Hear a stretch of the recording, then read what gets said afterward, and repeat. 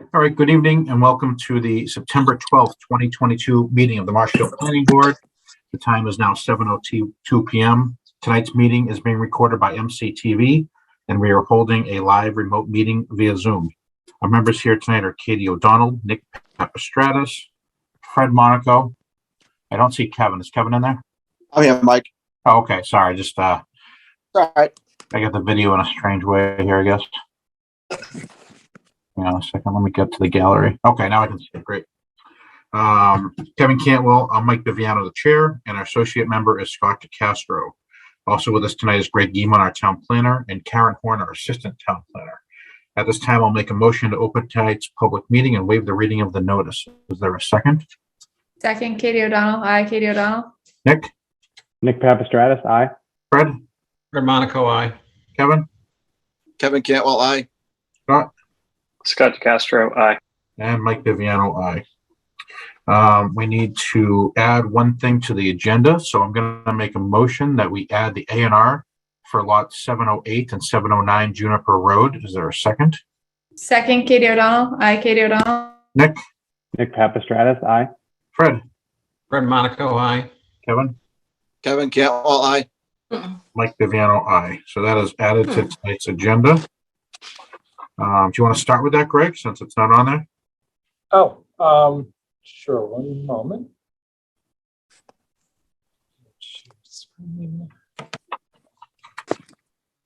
Can you see the screen? We can. Yes. All right.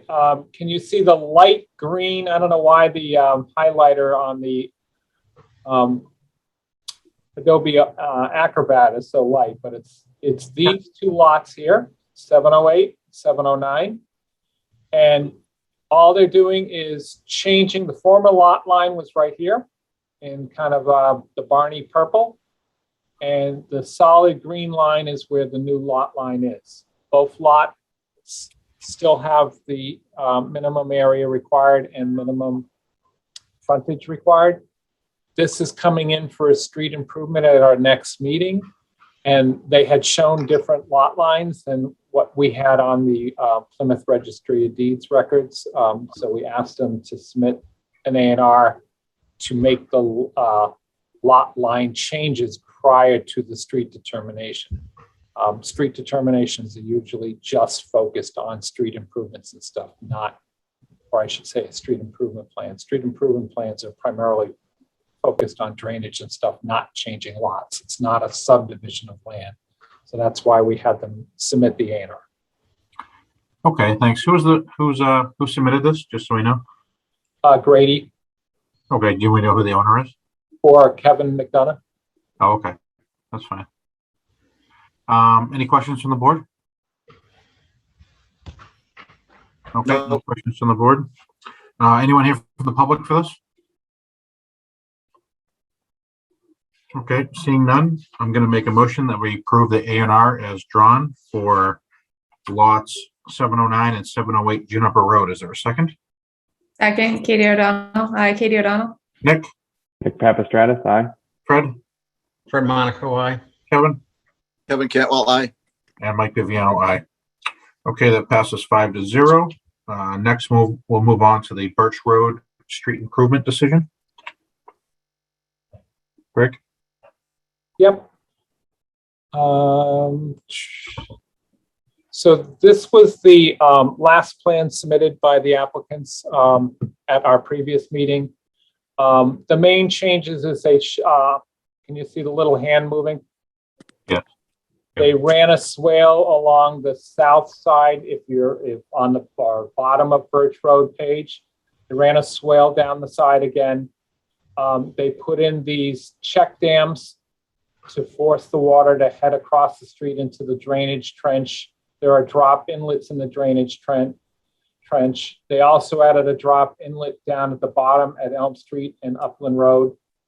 So those were the main changes on the plans that they had submitted last time. The draft decision I had sent out to you a few days ago, we had some grammatical corrections today, and I realized that we had forgotten to add, we had a finding number 4, which was talking about additional silt fences between lots 198A here, 198B here, and 198C here.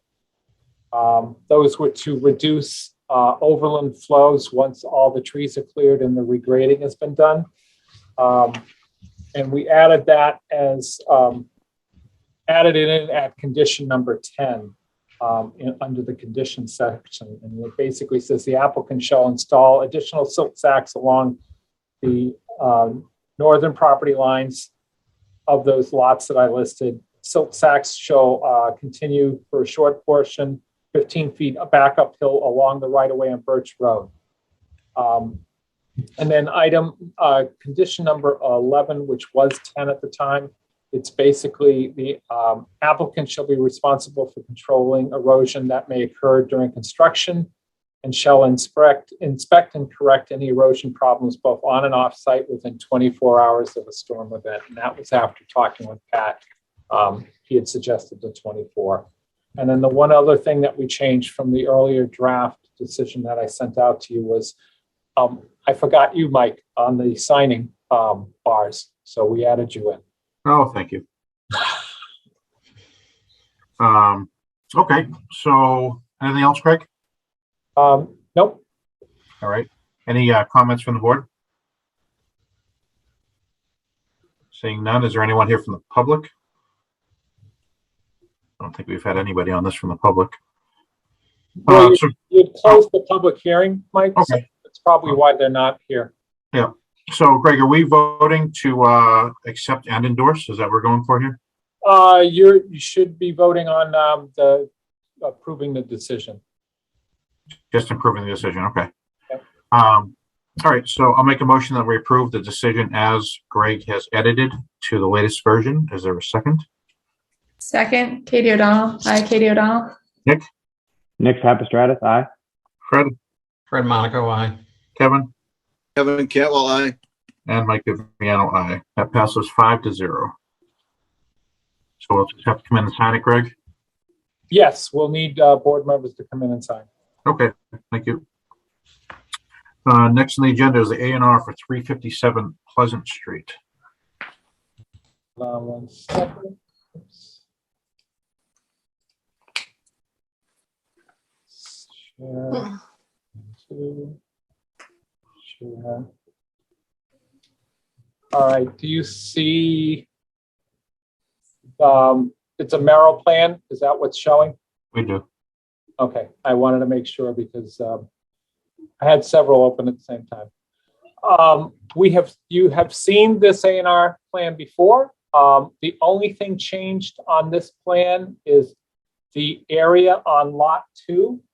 On the original A&R plan that you guys signed back in 4/12/2022, had the land area is 84,794 square feet or 1.94 acres.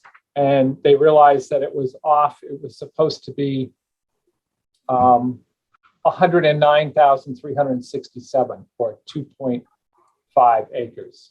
So it was a correction for the re-endorsement. Okay. Any issues with it, Greg? Nope. Okay. Any questions from the board? Any questions from anyone in the public? No. Okay, I'm going to make a motion that we endorse the A&R plan for 357 Pleasant Street. Is there a second? Second, Katie O'Donnell. Aye, Katie O'Donnell. Nick? Nick Papastratus, aye. Fred? Fred Monaco, I. Kevin? Kevin Cantwell, aye. And Mike Viviano, aye. That passes 5-0. Thank you. Next, we're moving on to release of funds for VRT. Greg? Oh, what happened to the dog park? I must have missed that. Yeah, dog park's next. So we'll do the dog park next, and I'll let Greg go. Is that a public hearing or what is that? Nope, it's just an A&R plan. Oh, okay. Sorry, I don't know how I skipped that. All right, so next we'll do the A&R plan for the dog park. So you see it up, that should be on the screen, right? Yeah, we see it. So parcel A is what's being designated as the dog park, and it's being taken out of the ball fields, and a little bit of it is being taken out of the land that the town rents to the Boys and Girls Club in order to fit the dog park in at the minimum size requirements that they need. Okay. Any questions from the board on this? Hey, Greg. Yep. So the buffer between the dog park and the soccer fields, I know, I believe you're out there, but I know DPW was out there and I believe Mr. Darcy and Mr. Maresco, were you there? I just want to make sure the buffer was there, that everyone's in agreement where it was going to be. I had been out there with Tom Reynolds and Mike Maresco when we had talked about the boundary lines and stuff. Steve wasn't at that. Okay. That day. All right. I just want to make sure there's because I kind of know where the buffer should be. I'm up there enough times. So I just want to make sure that there's enough area in between. Just so we're not kicking soccer balls into the field. Well, Into the they're putting a parking lot in that area in here. Yeah. So you have a big pile of earth like right in here right now. Yep. There was a parking lot that Tom Reynolds had recently built over here. They're going to shift that parking over here. Okay. And they're going to fill in that area with parking in between. So the field ends roughly right here. So they'll have parking in this area in between the dog park and the soccer fields. Okay. So just making sure. And where that trailer is currently over here, Yep. that's pretty much roughly where that property line is going to be. Thank you. You're welcome. All right, anything else from the board? I don't see anyone else in the meeting, so I don't think we have to ask the public. I'll make a motion that we endorse the A&R plan for the dog park changes. Is there a second? Second, Katie O'Donnell. Aye, Katie O'Donnell. Nick, Nick Papastratus, aye. Fred, Fred Monaco, aye. Kevin, Kevin Cantwell, aye. and Mike Bibiano, aye. So that also passes 5-0. All right, I guess I was looking to, did we do Pleasant Street? No, I forgot. Yep, we did. So we're now on to the VRT release of funds. All right, Greg. Mike Verrocchi has sent an email asking us, because they have withdrawn the Ace Hardware proposal out on the 139 parcel they had, they would like us to refund the remaining money that we had in the review account. We are still holding $7,299. We have no problem on staff to have that released. Okay, any issues from the board? Nope. Seeing none, I'll make a motion. We release $7,299 out of the review account to VRT. Is there a second? Second, Katie O'Donnell. Aye, Katie O'Donnell. Nick, Nick Papastratus, aye. Fred, Fred Monaco, aye. Kevin, Kevin Cantwell, aye. and Mike Viviano, aye. That passes 5-0. Were there any minutes, Greg or Karen? I believe Karen has August 22nd minutes. Did we send them out yet, Karen? We may not have. I only finished them today. Oh, okay. All right, we'll do them next time. Yeah. That's fine. Thank you. Greg, staff report? Yep, we had a discussion a few months ago with a resident that had asked us to look into changing that B3 zone down by Fieldston to R3. Yes, you see that house going up now. Yep. And we've had several discussions over the past year about self-storage facilities. Currently, we do not have a definition, and currently we do not have a specific line in the use table. And staff is thinking maybe we should create such things because there seems to be a emerging market for those type of things. In the past, we had put it under motor terminal and warehousing. One of our building commissioners had judged that was the closest category to a self-storage. We think it's time that we develop it. So that would be a zoning article potentially for the spring town meeting. Okay. So those are the two at the moment. We have not heard of other zoning changes yet. But we're trying to get ready for the annual town meeting. I don't believe we have any zoning articles on March. Katie likes that. All right, is that it, Greg? That's it on my side. Karen, do you have anything?